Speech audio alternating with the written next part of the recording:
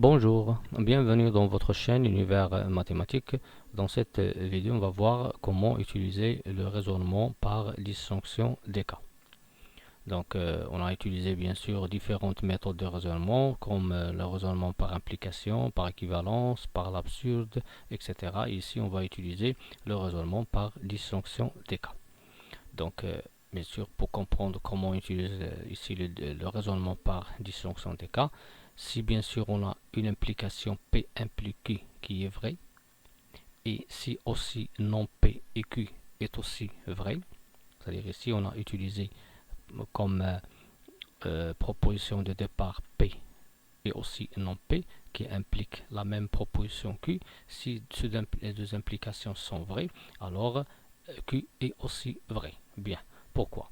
Parce que premièrement, on sait qu'une implication P implique Q, elle est fausse dans un seul cas, si la première proposition elle est vraie et la deuxième proposition elle est fausse. Bien. Donc maintenant, si je retourne à mon l'énoncé ici, si P implique Q elle est vraie. Bien. Si je suppose par exemple que P est vrai, alors dans ce cas, forcément et nécessairement Q doit être vrai, parce que sinon, si Q est fausse, cette implication serait fausse, parce que P vrai implique Q fausse, l'implication elle est fausse. Donc pour cela, Q n'est pas fausse, mais elle est vraie. Et si P, est fausse, bien sûr, puisque l'implication est vraie, il y a deux cas, Q soit vrai, soit fausse. L'implication elle est vraie. Maintenant, on va passer à la négation de P. Maintenant, la négation de P, comment elle est? Elle est vraie. Puisque l'implication elle est vraie, alors nécessairement Q serait vrai. Donc, dans les deux cas, si P implique Q est vrai et non P implique Q est aussi vrai, alors Q est vrai. Bien, prenons un exemple. On veut montrer que n carré plus n plus 10 est pair, avec n un entier naturel. Ici, bien sûr, puisque n c'est un entier naturel, lorsque je prends un entier naturel, il est soit pair, soit impair. Donc on va distinguer ici deux cas selon la parité de l'entier naturel n. Si n est pair, alors n il s'écrit sous la forme de k, avec k un entier naturel. Donc dans ce cas, n carré plus n plus 10 est égal à 2k au carré plus 2k plus 10 qui est égal à 4k au carré plus 2k plus 10. Donc dire qu'un entier est pair, ça veut dire qu'il est multiple de 2. Donc je peux factoriser ici par 2. Je vais trouver 2 facteurs de 2k carré plus k plus 10. Plus 5, pardon. Donc j'ai trouvé que n carré plus n plus 10, il s'écrit sous la forme de k1. Donc puisqu'il s'écrit 2k1, alors dans ce cas, n carré plus n plus 10 est pair. Bien.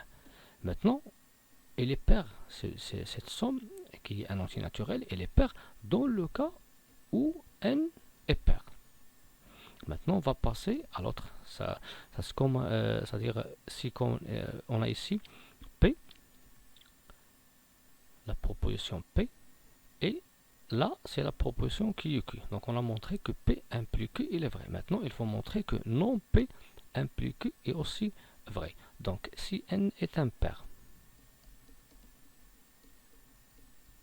alors n est égal à 2k plus 1, avec k un entier naturel. On va prendre maintenant n carré plus n plus 10. On va remplacer n par 2k plus 1, le tout au carré, plus n, on va remplacer par 2k plus 1, plus 10, qui est égal. Pour la première, c'est une identité remarquable, ça donne 4k carré, plus 4k plus 1, plus 2k plus 1, plus 10. Après simplification, on va obtenir 4k carré, plus 6k, plus 12. Donc pour dire que n carré plus n plus 10 est pair, je vais essayer de le diviser par 2. Donc pour cela, je vais factoriser. Je vais trouver deux facteurs de 2k au carré plus 3k plus 6. Donc il s'écrit 2 fois k2. Alors dans ce cas, n carré plus n plus 10 est aussi pair. Donc on voit que si n est pair, c'est-à-dire P, on a trouvé que n carré plus n plus 10, elle est paire, ça veut dire Q, donc P1 plus Q, elle est vraie.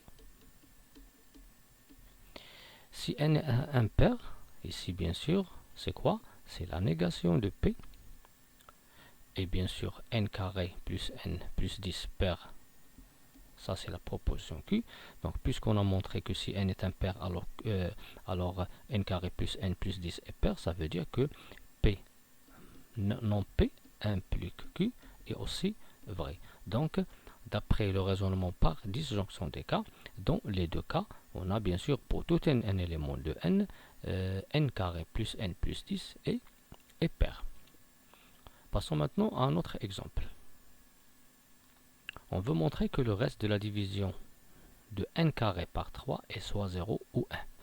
Donc puisqu'ici je veux utiliser la division par 3, donc ici il y a 3 cas.